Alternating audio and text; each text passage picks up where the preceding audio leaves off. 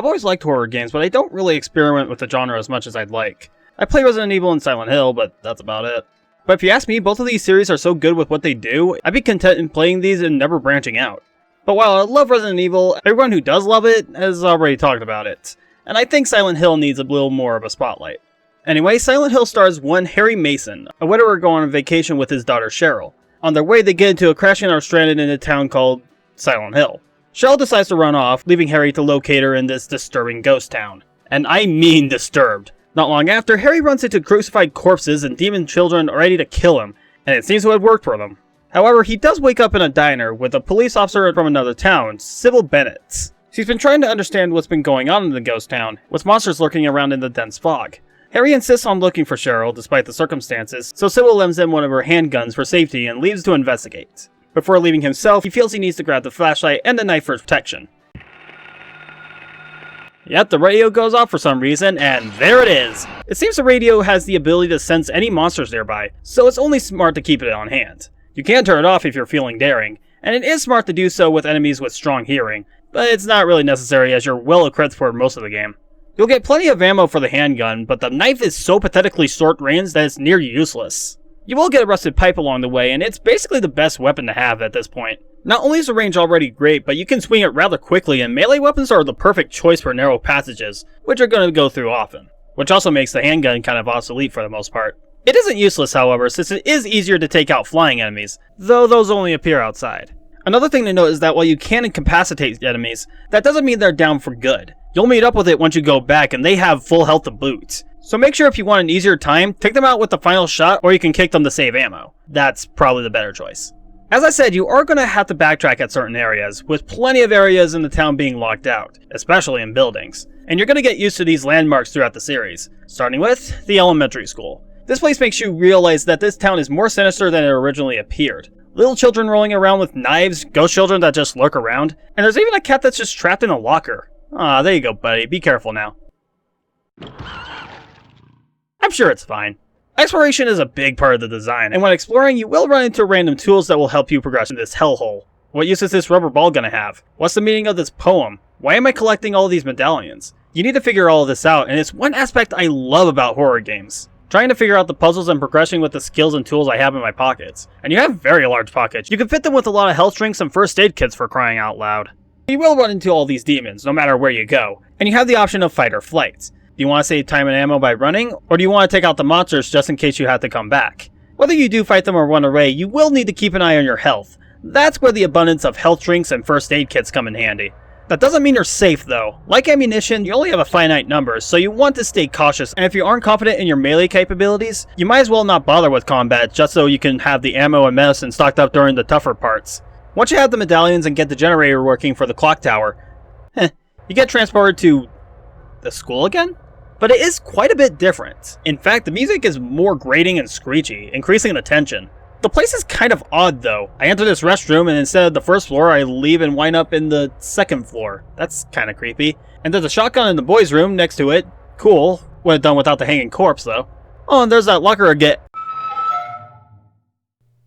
I don't like the look of that. Oh, good! Okay. That's great subversion. I like that. Ugh, the ending of the school is kind of annoying though. I do not like this valve puzzle. It took me a few minutes and I just kind of winged it. I guess I got it on my first try, but that just kind of felt like luck. And the boss is... I mean, it's creepy, I'll give him that, but it's so annoying to line a shot and... Oh, I died. Lovely. Next round ended quickly though. That's even more confusing. Back to the story, we're directed to going into the town church, where we meet this woman. Honestly, I can't tell you what she says other than, take this thing, I go now. Harry takes the Flaros, but more importantly, the bridge key and the health drink. And we relocate to New Silent Hill. The only way we can go is through the hospital, probably the most well-known landmark of Silent Hill, and we meet another person by the name of Kaufman. Okay, I love the moment they first meet. You would think if someone is pointing a gun at you, the first thing to do is shout, right? Not Harry, he just speaks softly and the guy just stops, most likely confused. Can we just appreciate just how bad this voice acting is? It is so cheesy that I can't picture the game without it. Another nice parallel to Resident Evil. Anyway, Kaufman talks about how strange the town has become and walks away. That's kind of it. He's certainly an odd character, and you also meet another character, Lisa, inside the hospital during the nightmare section. Can't really comment on her either, she's just a scared woman who works in the hospital. I'll keep the rest for spoilers though. I didn't talk about the gunplay much. Well, I did talk about the handgun, but you do get a shotgun like I mentioned earlier, and a shooting rifle during this worm fight. I'll talk about that in a bit. The shotgun is fine. It is more powerful than the pistol, and it does have a blast radius, you know, like a traditional shotgun. The rifle, I don't like that much. It locks you in one position, so you can't move while using it, which makes you open for enemy attacks up close, and I don't know, I didn't think it had that big of a damage boost compared to the shotgun. And the handgun was not only quicker, but it had way more ammo too, so in late game I kinda used that over the other two. The opposite kinda happened with the melee weapons though. I never used a knife, the rusty pipe was my go-to for a solid half of the game. The axe I kinda tried once, and while it was quick, I didn't feel like it gave me results. And finally, the hammer. Well, you get the hammer before the axe, but I'm saying it for last because hot damn I love the hammer. You can't move with it, funny how I bashed a rifle because of that, but since I use melee weapons the most during the tight corridors, the high damage made it a no-brainer for combat. Also made the nurses a lot easier to take out. Stay down, bitch! Oh man, the hospital was certainly the most tense. You only got the nurse demons and doctor demons. The former are quick to stab you and the latter can take and give a bit more punishment. Though the nurses are worse since it's not uncommon to see them in groups. Ladies, you're both beautiful, now die. Gonna keep the puzzle secret from now on so you can figure them out yourself. But let's get to the final point. The bosses, ending, and endings. I'm gonna give you a time skip to my closing thoughts if you want to play the game yourself. We get to an antique shop that the old woman, Dahlia, tells you to go to, and we meet Sybil again, leading to some new information. Sybil also covers Harry so he can go into the secret tunnel in the shop, and he discovers a little worshipping room that burns down a few seconds later and apparently causes Harry to disappear into Nightmare once again. With that, he goes out into the world, seeing an opening in the mall, which certainly trips up Harry. But so does this damn worm, my most hated boss since it likes to burrow and appear next to you every time and burrows back before you can get a good chance to take it out.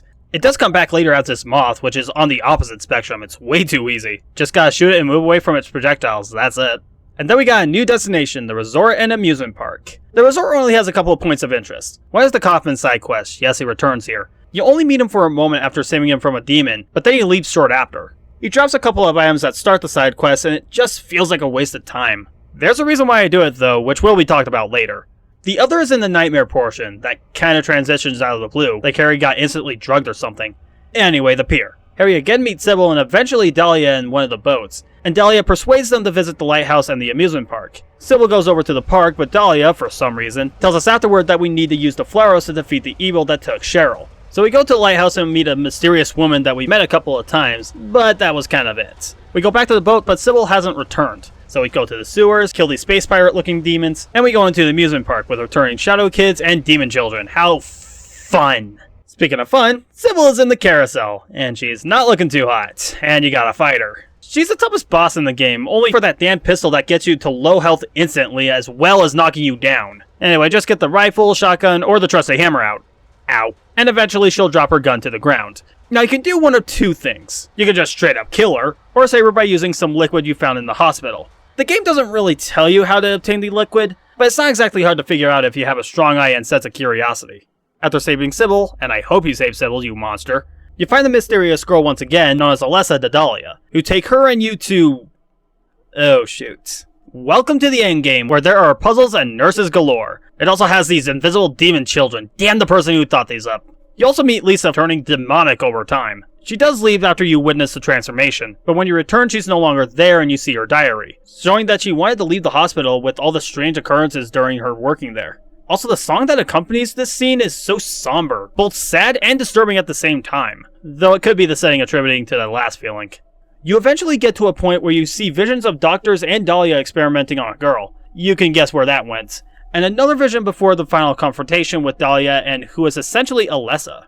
After seeing that vision, you go to the basement and guess who's the big bad? Well, Dahlia, that was expected. But who's the person that you fight? Why, your own daughter, of course, who's actually grew a few years. That's kind of disturbing. You'll fight her in either one or two forms. The Incubus, which will trigger if you did Coffin's side quest, or the Incubator otherwise. The Incubator is pathetic, doesn't do much other than shoot lightning bolts, but if you heal during that attack, you're not losing the fight. The Incubus isn't any different, it just takes a lot more bullets, but at least it's visually more interesting. Beat the beast and get your ending. Yep, a good plus, good, bad, bad plus, and the joke ending exclusive to next Fear mode. I recommend looking for that one especially. You need to do the side quest if you want to get the good ending, and you need to save Sybil if you want the plus endings. Honestly, the bad endings are kind of a letdown. with Harry either leaving depressed or having him dead from the crash all this time. Okay, that is kind of funny. The only good thing about the band endings is this line right here. Thank you, Daddy. Goodbye. Man, I love this game's voice acting. But obviously the good endings are the ones you want to aim for, and the sole reason why I do the Kaufman side quest to begin with. Lisa goes over to kill Kaufman, storms the asshole rights. Cheryl gives Harry a newborn baby to take care of, and if he saves Sybil, it's implied that he actually hooks up with her. So happy ending for everyone. Except Kaufman. I hope Lisa gives him decades of torture, if not more.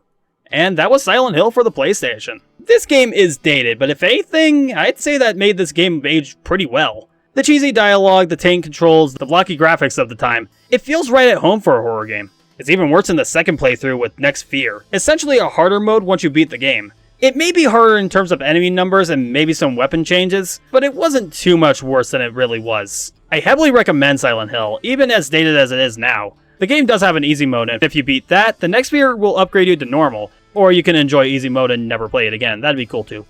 We'll see if I can squeeze in 2 or 3 coming this next month, but for right now, I am in the middle of doing Final Fantasy III. It's a little upside down right there. But I do hope you guys enjoyed this video. I've been wanting to talk about Silent Hill for a very long time.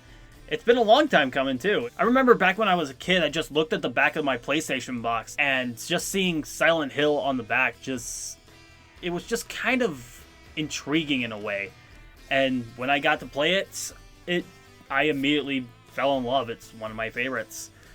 And I really do hope to just talk about this series over time. But until then, we got some other things to talk about. So next time, Final Fantasy III, I promise. I'll see you guys then.